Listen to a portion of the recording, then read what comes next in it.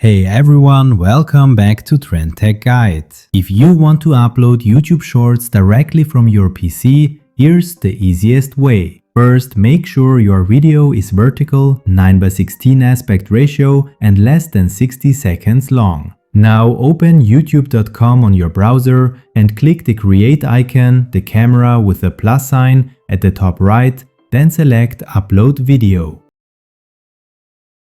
Choose your short video file and in the title or description, make sure to add hashtag shorts to help YouTube categorize it correctly.